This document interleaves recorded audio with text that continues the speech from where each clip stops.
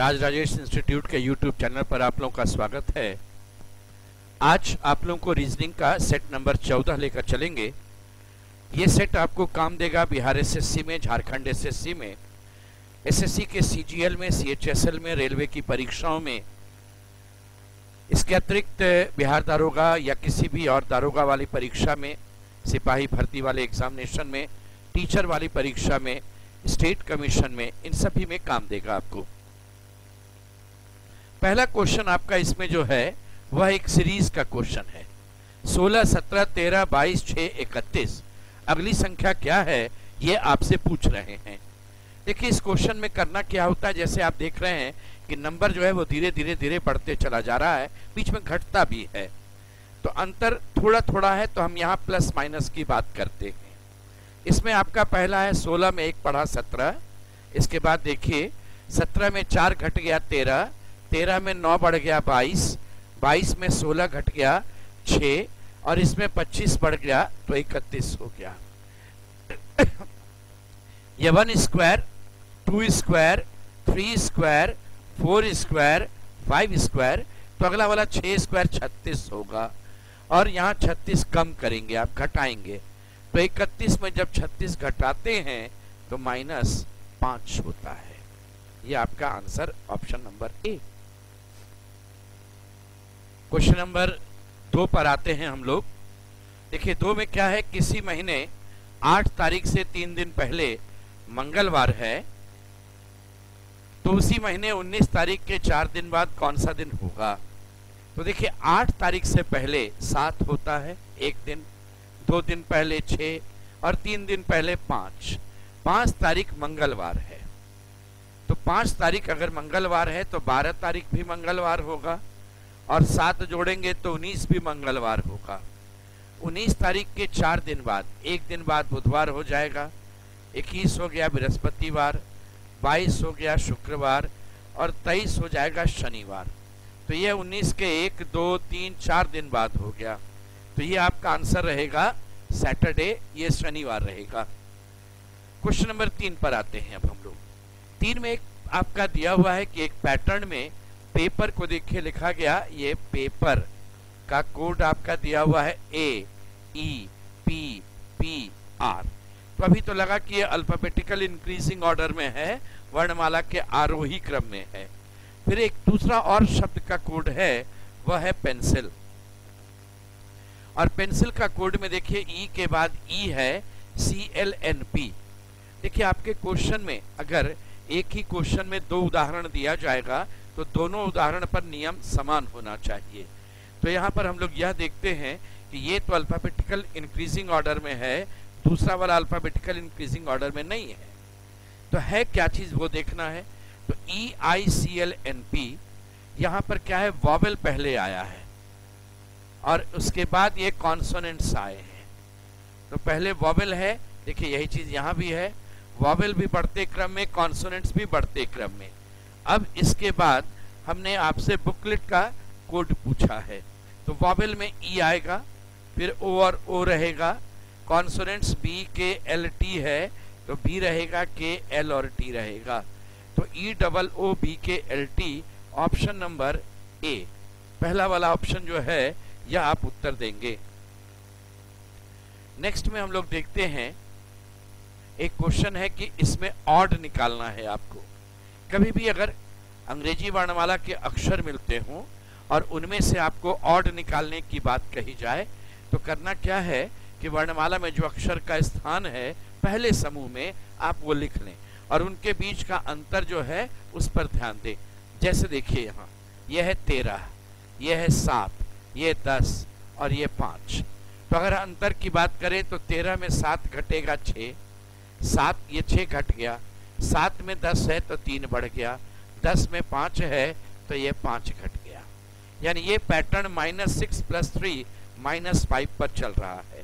बोले ये 26 है, 26 में 6 घटेगा तो 20 और 20 में 3 जोड़ेंगे 23 और 23 में 5 घटाएंगे 18। बोले दोनों सेम पैटर्न पर आ गया।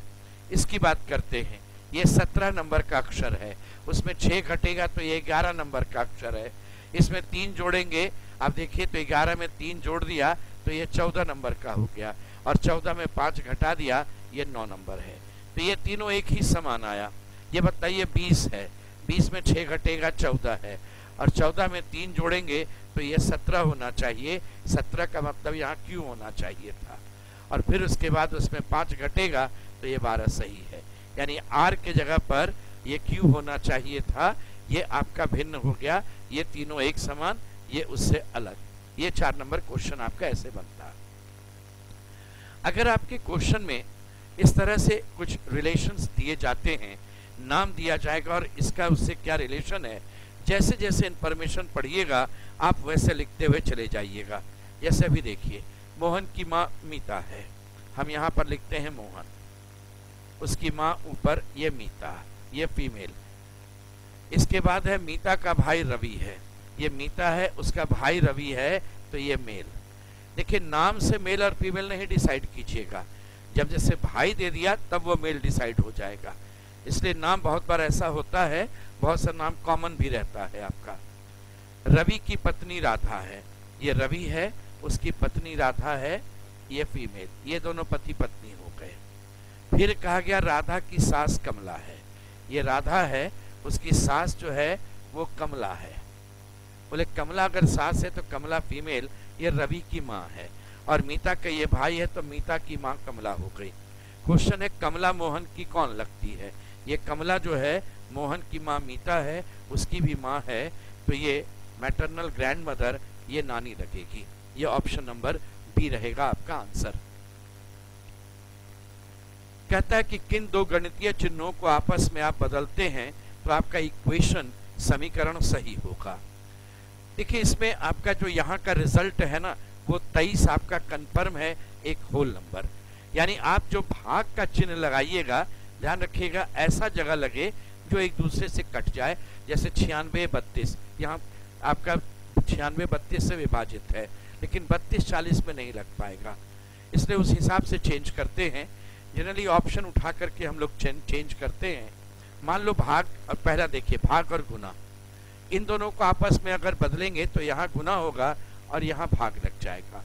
तो इस केस में जब सॉल्व कीजिएगा ना तो हमेशा BODMAS यूज करेंगे, bracket of division, multiplication, addition and subtraction, BODMAS use करेंगे। तो बोलिए पहले 10 भाग 2 5 हो जाएगा, ये 5, 40 गुना 5 200, 200 होगा, और यहाँ पर इसमें 96 में 32 घटाकर 200 जोड़ेंगे तो 23 तो निश्चित है नहीं आने वाला है। ऑप्शन नंबर ए गया। प्लस और माइनस को चेंज कर दो, इन दोनों को चेंज करो, तो इन दोनों को अगर चेंज करेंगे तो प्लस यहाँ माइनस यहाँ, ये दोनों वैसे ही रहेगा। 40 में 10 से भाग देंगे 4 और 2 गुना करेंगे 8, इधर का वैल्यू 8 है। 96 में 32 घटाएंगे, जोड़ेंगे, ये प्लस है, जोड़ेंगे तो निश्चित 100 से ज्यादा जा रहा है, और 8 ही घटाएंगे तो 23 नहीं आएगा, ये भी गया। तीसरा है भाग और घटाव, यानी इनको यहां बुला लीजिए, ये भाग, और घटाव यहां कर दीजिए। 96 में 32 भाग देंगे तो ये 3 होगा, इसके बाद 40 होगा, और ये 10 गुना 2 20 होगा, तो 3 + 40 - 20, ये आपका 20 बचेगा, ये 23 हो जाएगा। ये 23 आपका फुलफिल हो गया। ऑप्शन नंबर सी, आगे चेक करने का नहीं जरूरत है, इसलिए सीरियली चेक करते हैं। मान लो किसी क्वेश्चन में 2 विकल्प सही होता है, ये सी भी और डी भी, तब वैसे स्थिति में जो विकल्प सीरियली पहले आता है वह उत्तर पहले पाता है। फर्स्ट कम फर्स्ट सर्व, जो पहले आया वो पहले पाया के आधार पर चलेंगे। इस क्वेश्चन में है कि इसमें त्रिभुज कितने हैं, आप बतला देना। तो देखिए मुझे जैसा यहाँ पर नजर आता है, एक त्रिभुज ऐसे और एक त्रिभुज ऐसे, और ये पूरा बड़ा वाला हो गया 3 त्रिभुज। 3 त्रिभुज यहाँ दिखा। उसके बाद अगर आप चलें तो ये छोटा वाला में 1 है, ये 2 है और ये 3 है, फिर इसमें भी 3। वैसे ही ये छोटा में चलेंगे तो 3 होगा, और ये बड़ा में आएंगे तो फिर 3 होगा। फिर इसके बाद देखिए बढ़िएगा तो ये वाला जो आपका बड़ा है उसमें 3 चला जाएगा। तो इस केस में टोटल आपके पास कितना त्रिभुज है ये पूछ रहे थे। तो ये छोटा वाला यहाँ 3 हुआ, इसका ये बड़ा वाला आपका फिर हो गया यहाँ पर 3 6, फिर ये वाला छोटा 3 9, इसका ये वाला पोर्शन बड़ा वाला है, ये फिर 3 होगा, तो ये 3 3 6 3 9 3 12 और ये आपका 3 15, तो 5 बार 3 आ रहा है, तो टोटल आपका 15 रहेगा इसमें।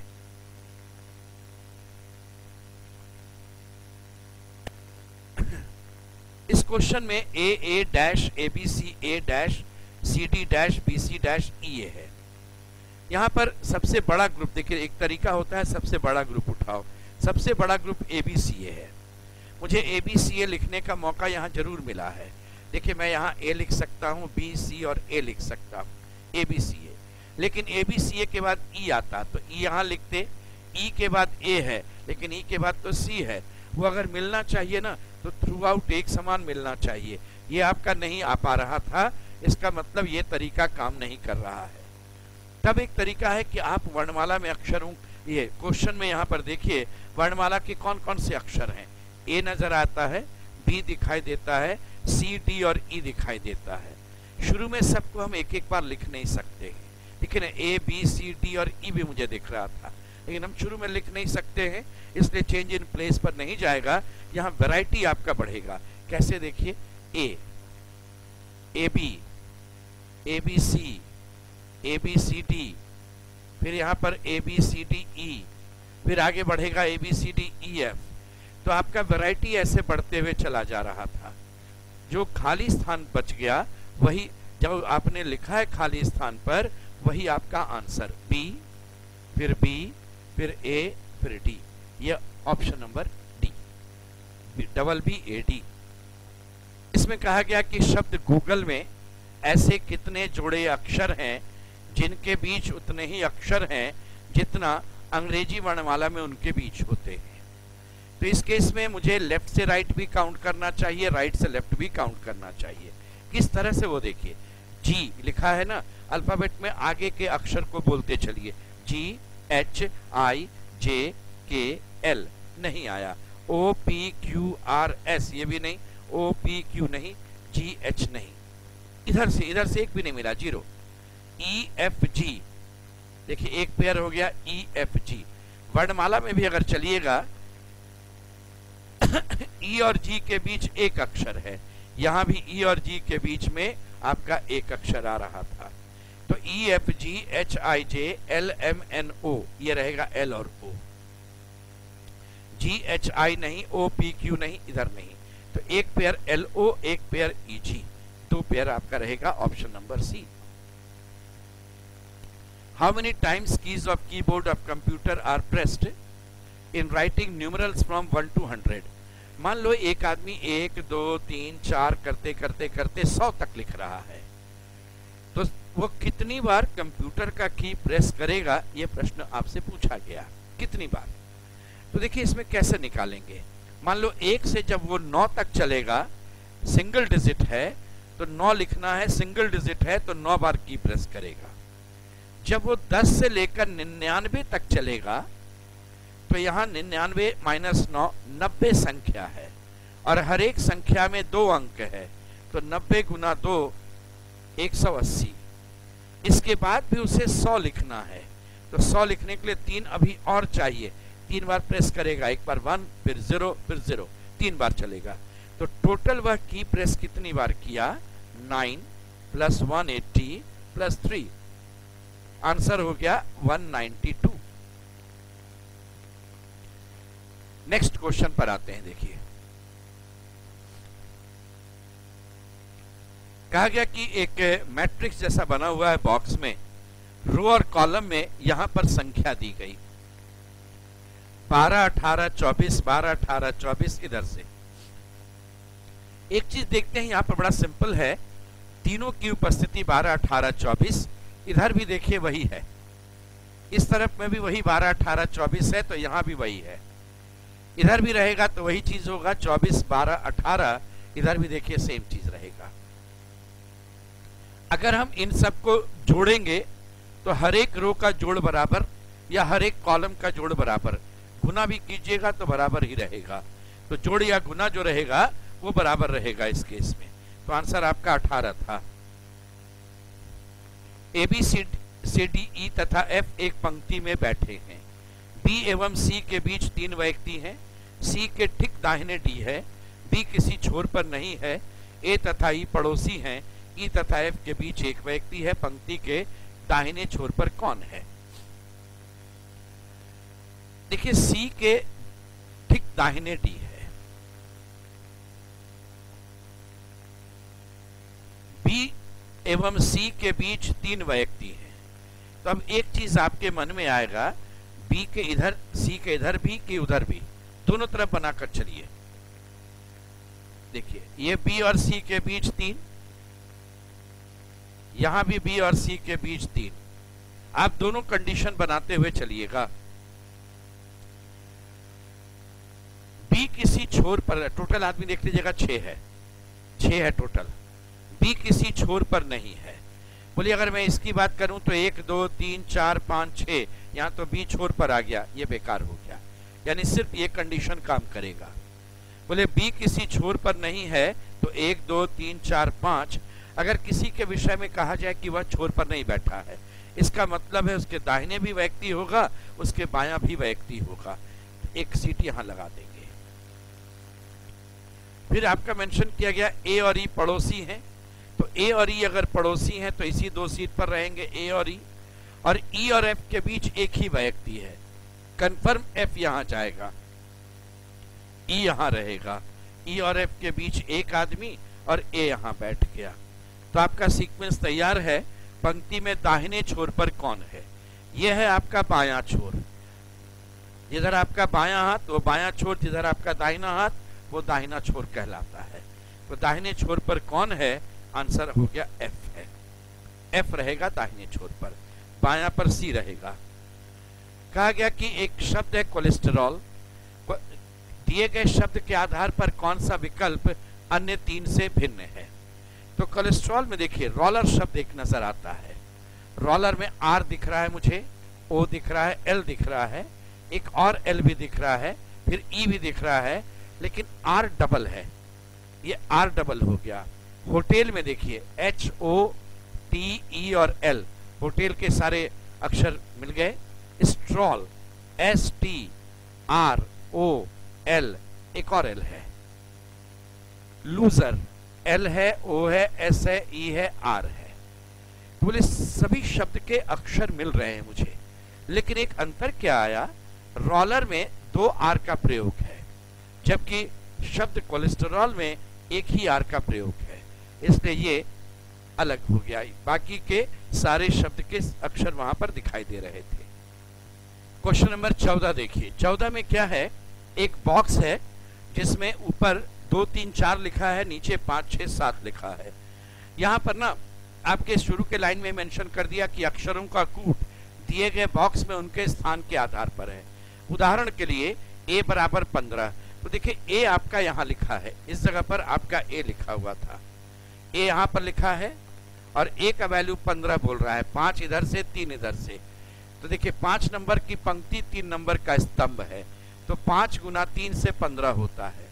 c बराबर ये c है, यहाँ ये c 6 नंबर है, इधर से 3 नंबर है, तो c के लिए 6 और 3, अरे ये तो जोड़ दिया गया, 6 3 9।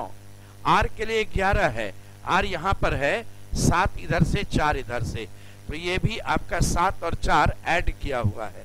अब तुरंत मन में आएगा कि कहीं पर हम जोड़ रहे हैं, कहीं पर गुना कर रहे हैं, क्यों ऐसा हो रहा था? तो c और r ये दोनों कॉन्सोनेंट्स हैं, a जो है वॉवेल है, तो वॉवेल को हम गुना कर रहे थे और कॉन्सोनेंट्स के नंबर्स को जोड़ रहे थे। तो जब हम इन की बात करेंगे तो देखिए इन के लिए i भी है और n भी है। i हो गया 6 और 2, तो ये 6 और 2 गुना होगा, कारण है कि ये वॉवेल आपका है, और n हो गया ये 5 और ये 4, n है 5 नंबर और 4 नंबर, ये पर कॉन्सोनेंट है तो इसको जोड़ देंगे, तो ये 5 और 4 9, 12 और 9 21 देखिए दिया हुआ था। अब है हमने मी का कोड आपसे पूछा, m आपको यहां पर है 5 और 2, तो m के लिए 5 और 2, और e जो है वो 6 और 4, इधर से 6 इधर से 4।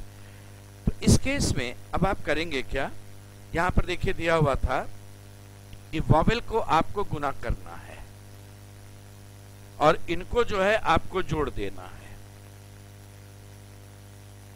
यहां देखिए 6 और 4 को गुना करना है 24, 5 और 2 को जोड़ देना है 7, तो 24 और 7 ये मिलकर हो गया आपका 31।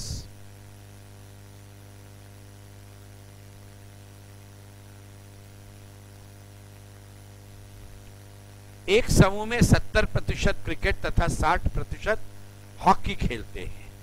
ये मान लीजिए क्रिकेट है और ये रहा हॉकी। देखिए ये जो आपका क्रिकेट है ना, ये यहां से यहां पूरा ये कहता है 70%, और ये पूरा का पूरा पोर्शन जो है वह हॉकी खेलता है 60%। 20% व्यक्ति न क्रिकेट न हॉकी खेलते हैं। तो ये बाहर का एरिया है 20%। देखिए 1 2 3 4 चारों एरिया मिलकर 100% होना चाहिए, जिसमें ये अगर 20 है तो ये तीनों मिलकर 80% होना चाहिए, जिसमें ये दोनों मिलकर 70 है तो ये अकेले 10% हो गया। और पूरा हॉकी 60% है तो ये बीच वाला 50% हो गया। ये पूरा क्रिकेट 70 था, ये 50 है, तो केवल क्रिकेट वाला 20% हो गया। ये 20% केवल क्रिकेट खेलता है, 50% क्रिकेट हॉकी दोनों खेलता है, 10% आपका जो है वो केवल हॉकी खेलता है, और 20% कुछ नहीं खेलता है दोनों में से, ना क्रिकेट ना ही हॉकी। क्वेश्चन मैंने आपसे पूछा कितने प्रतिशत व्यक्ति क्रिकेट या हॉकी खेलते हैं। यानी देखिए ये 20% को अगर आप बुलाइएगा तो ये केवल क्रिकेट खेल रहा है, और ये 10% को भी बुलाएंगे तो ये केवल हॉकी खेल रहा है। तो टोटल अगर जोड़ते हैं 30% इन दोनों को, तो 30% ऐसे व्यक्ति हैं जो या तो क्रिकेट खेलते हैं या हॉकी खेलते हैं। तो ये आंसर था 30%। नेक्स्ट कहा गया कि जो रिलेशन 5 2 3 7 84 412 92 का 711 है। आप अगर यहां से देखिए तो 5 और 2 37 घट गया, ये तो बहुत बढ़ गया। यानी यहां पर संख्या से मतलब नहीं लग रहा है, अंकों पर आ जाइए। देखिए संख्या पर रहेगा तो दिख जाएगा। अगर ये मान लो इसका स्क्वायर होता, इसका स्क्वायर होता, तो पता चल जाता कि अरे या इसमें जोड़ दिया इतना, तो एक समान जिस अनुपात में रहेगा उसी अनुपात में इधर भी बढ़ेगा। लेकिन यहाँ देखें कि घट भी गया, इसका बढ़ भी गया, इसका मतलब संख्या की जगह अंक पर आप ध्यान दीजिएगा। 5 और 2 घटाएंगे तो 3 आएगा, 5 और 2 को जोड़ेंगे तो 7 होगा, 8 में 4 घटाएंगे तो 4 होगा, जोड़ेंगे तो 12 होगा, 9 में 2 घट गया 7 है देखिए, और 9 और 2 को जोड़ेंगे तो 11 है, 7 में 3 घटेगा, घटा वाला पहले 4 हो गया, ये 7 में 3, और यहां 7 में 3 जोड़ देंगे तो ये 10 हो गया। आंसर 410। देखिए 52 में क्या था, इसको समझा देते। एक को 5 में 2 घटा दिया और फिर 5 में 2 जोड़ दिया, ये 37, इसलिए 52 को 37 लिखा हुआ था। और बाकी को चेक किया, वैसे पैटर्न पर है तो उसी बेसिस पर 73 का कोड आपका 410 हो जाएगा। यहाँ पर एक फिगर सीरीज आपका दिया है और क्वेश्चन मार्क की जगह पर क्या आएगा ये आपसे पूछा गया। तो एक बात देखिए, यहाँ पर ये जो इक्वल टू है ये आधा भुजा पढ़ा, यहाँ सेम इक्वल टू। इसके बाद ये क्या किया, अपने ही जगह एक नया फिगर आ गया और फिर ये यहां से बढ़ा, देखिए आधा भुजा बढ़कर यहां गया। तो एक पैटर्न बना कि आधा भुजा पहले बढ़ो, फिर अपने ही जगह नया कर दो, फिर आधा भुजा बढ़ो। तो इस बार जब चलेंगे तो ये यहीं पर रहेगा, बढ़ेगा नहीं, और यहीं पर नया आएगा। तो नीचे तरफ में दाहिने में नया आना चाहिए। यहाँ नीचे है नहीं, इसमें भी नीचे है नहीं, इसमें है, एंड नया चीज है, परसेंटेज भी नया चीज है, ये दोनों अभी चलेगा सही। अब जरा दूसरे वाले पर देखिएगा, दूसरा एलिमेंट पर। यहां पर जो फिगर था ये अपने ही जगह हुआ, नया हो गया, फिर ये आधा भुजा बढ़ के देखिए यहां आ गया, फिर ये अपने ही स्थान पर नया हो गया। तो इस बार जब चलेंगे तो ये आधा भुजा बढ़ेगा, यहां जाएगा, यानी आंसर में ये इस तरह से होगा आपका। तो डॉलर वहां बीच में जाना चाहिए था, ये बीच में है, ये तो ज्यादा चला गया है। Answer option number C. इस तरह का अगर आपको रिलेशन दिया जाता है greater than, equal to, less than करते हुए, तो आप क्या करेंगे, कथन का जो पहला इंफॉर्मेशन है लिखते हैं। एम ने कहा मैं टी से बड़ा या बराबर हूं। टी और एन बराबर है, यही लिख दीजिए। टी और एन जो थे वो एफ से छोटे हैं या बराबर भी हैं, ये यहां पर ऐसे बना लीजिए। फिर इनसे रिलेटेड देखिए एन आ गया, तो फिर इनको बुला लेते हैं एन और टी, क्योंकि एन और टी बराबर थे। जी इनसे बड़ा या बराबर है, और जी से ये जी आया, इससे छोटा है आर या बराबर है। देखिए एम और जी के बीच कोई क्लियर रिलेशन नहीं। एन और टी से बड़ा एम भी है, एन टी से बड़ा जी भी है। इन दोनों में कौन बड़ा छोटा है नहीं पता, ये गलत हो जाएगा, नहीं हम बतला पाएंगे एम जी से बड़ा या बराबर है, छोटा भी हो सकता है। टी आर के बराबर है, बड़ा या बराबर है। देखिए जी से छोटा टी भी है, जी से छोटा आर भी है। टी और आर में कौन बड़ा है कौन छोटा है पता नहीं चलेगा, इस कारण से टी और आर का भी संबंध पता नहीं। देखिए रीजन समझिए, जी से छोटा टी भी है, जी से छोटा आर भी है। कितना छोटा नहीं मालूम, ये यहां भी जा सकता है, यहां भी रह सकता है, यहां भी, यानी टी आर से बड़ा बराबर छोटा कुछ भी हो सकता है। ये तो सिर्फ बड़ा बराबर बोलता है, अगर टी आर से छोटा होता तो गलत है। इसलिए जो भी काम करना है डेफिनेट सोच करके यहाँ काम करना है, संभावित वाले को उत्तर नहीं दीजिएगा। इसमें answer option number D, neither one nor two. हमसे पूछा गया था कौन सा करेक्ट है, तो आंसर है neither one nor two correct. शब्द रेस्ट को अगर 180 डिग्री घुमाते हैं, रोटेट करते हैं, तो कौन सा चीज नजर आएगा? एक बात ध्यान दीजिएगा, जैसे आर है, अगर आर को आप 90 डिग्री घुमाइए, क्लॉक या एंटी क्लॉक मान लो, आर ऐसे लिखाएगा।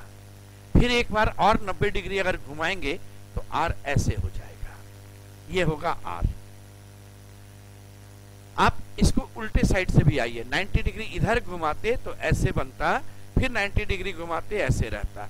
तो आप क्लॉक चलें या एंटी क्लॉक चलें, ये हम यहाँ एंटी क्लॉक दिखला दिए, यहाँ क्लॉक रोटेट करके दिखला दिए, बात बराबर है। यानी ये फिगर इस तरह से कहा जाता है ना, देखिए ये डायगनली ऑपोजिट होगा, ये वाला यहाँ चलाएगा, इधर वाला ऊपर जाएगा, तो ये आपका डायगनली ऑपोजिट हो जाता है। और जो सीक्वेंस होगा ना, जैसे मान लो आर है, ई है, एस है, टी है, तो जब आप घुमा करके चलेंगे तो ये पूरा का पूरा घूम जाएगा, टी इधर आ जाएगा, ये आर इधर चला जाएगा आपका यहाँ पर, फिर ई रहेगा और एस आपका इस तरह से होगा। तो रेस्ट इस ढंग से, आंसर आपका ऑप्शन नंबर सी।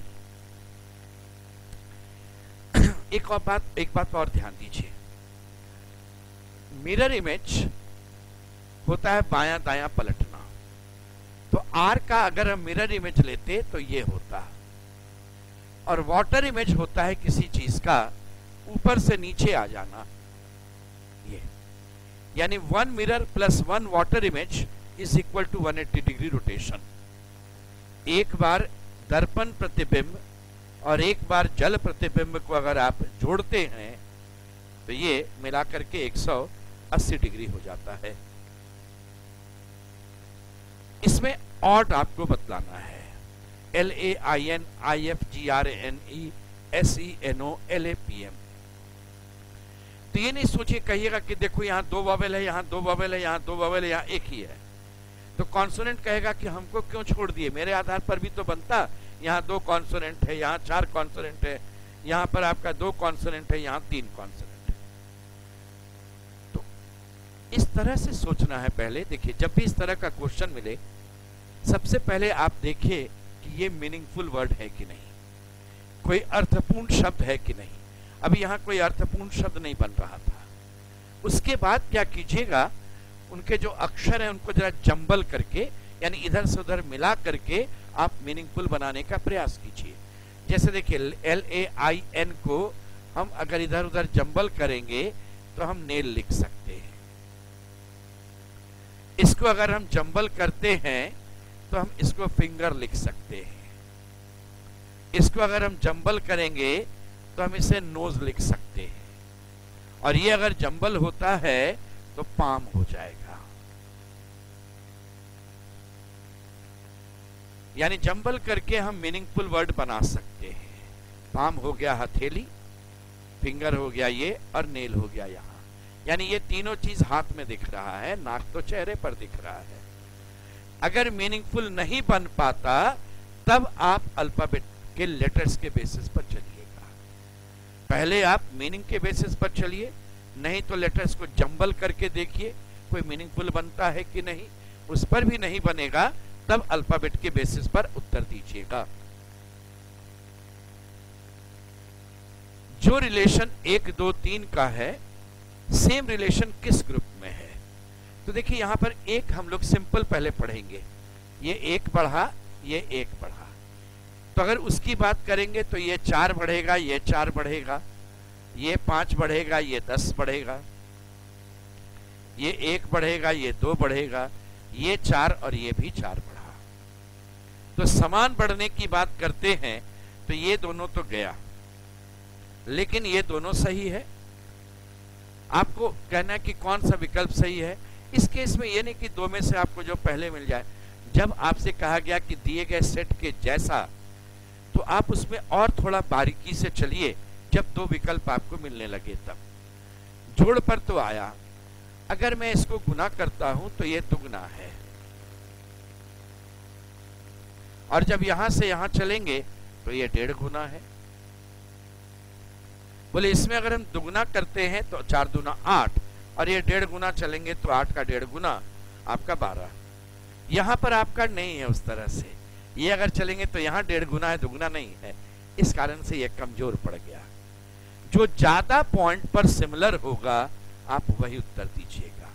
मैक्सिमम पॉइंट पर जो सिमिलर रहेगा ऐसे क्वेश्चन में, क्योंकि जब भी आपसे सिमिलर की बात करता है तो इस बात पर एकदम ध्यान रखिएगा कि आप अपने आंसर देने के दौरान आप मैक्सिमम सिमिलैरिटी ढूंढेंगे, अधिक से अधिक समानता आप देखने का प्रयास करेंगे।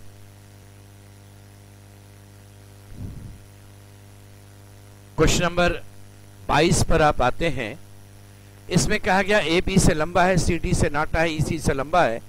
देखिए जब भी इस तरह का कोई क्वेश्चन वर्टिकल सीक्वेंस में मिलता है, लंबा, नाटा, बड़ा, छोटा, अधिक, कम, पहले, बाद, इस तरह का सीक्वेंस, उसमें क्या करना है, ऊपर बड़ा चीज नीचे छोटा, यानी लंबा ऊपर नाटा नीचे।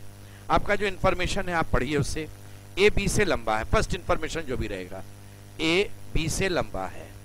इसके बाद ध्यान रखिएगा हमेशा रिलेटेड डेटा लीजिए। ए और बी से रिलेटेड है, ए सी से नाटा है, सी यहां लिख दीजिए। फिर है ई सी से लंबा है, ई यहां लिख दीजिए। फिर है सी डी से नाटा है, ये सी को यहां बुलाते हैं, डी यहां जाएगा, सी डी से नाटा है। एफ डी से लंबा है, बोले एफ ने कहा मैं डी से लंबा हूं, और एफ ने कहा मैं सबसे लंबा नहीं हूं। अब बोले एफ अगर सबसे लंबा नहीं है तो कोई व्यक्ति जरूर है जो इससे भी लंबा व्यक्ति है। कौन हो सकता है? एफ से नीचे डी सी ए बी, ये तो नीचे हैं, ये जाने के लिए ई यहां जा सकता है, इसलिए ई को यहां बुला दीजिए। सबसे ऊपर ई, फिर एफ, फिर डी, फिर सी, फिर ए, फिर बी। सारा इंफॉर्मेशन देखिए, सी से ऊपर ई है, ये कितना ऊपर है नहीं पता चलेगा, इसलिए ये सबसे ऊपर भी बैठ सकता था। जो यहाँ एक जगह खाली रह गया था, एफ ने कहा मैं सबसे लंबा नहीं हूं, तो उससे लंबा होने के लिए सिर्फ ई बच गया। तो आप क्वेश्चन यही पूछा गया, सबसे लंबा कौन है? Option number C. अगले क्वेश्चन में घन का, एक ही घन का दो व्यू दिया हुआ है। पूछा गया है कि 5 के विपरीत कौन सी संख्या होगी, बतलाना। देखिए दोनों में कॉमन चीज है 4, दोनों में 4 कॉमन है। जब इस तरह का क्वेश्चन रहता है आप क्या करेंगे, आप घन को खोल देंगे। घन का ये चारों दीवार हो गया, ये ऊपर छत और ये फर्श। अपनी सुविधा के लिए ऐसे सोचिएगा। कॉमन 4 है, कॉमन को ऊपर लिखिएगा यहाँ। और देखिए ये जो 3 है ना, ये पड़ोसी है, इसका विपरीत नीचे है, इसका विपरीत यहाँ है, इसका विपरीत यहाँ है, तो वो 3 आपस में पड़ोसी है। तो यहाँ से क्लॉकवाइज आइए 452, तो यहाँ भी देखिए ये क्लॉकवाइज चला, ये 452। यहाँ 4 से फिर आइए 436, 4, 3 और 6, तो यहाँ जब आप चलिएगा तो ये इस तरफ से चलेगा 4, 3 और 6, बच गया 1 यहाँ पर। अब क्वेश्चन आपसे मैंने पूछा है 5 के विपरीत सतह पर कौन सा है, तो एक बात ध्यान दीजिएगा, 4 का विपरीत, ये दोनों विपरीत होता है, ये दोनों विपरीत होता है, और ये दोनों विपरीत होता है, तो 5 के विपरीत 3 हो जाएगा, ऑप्शन नंबर सी।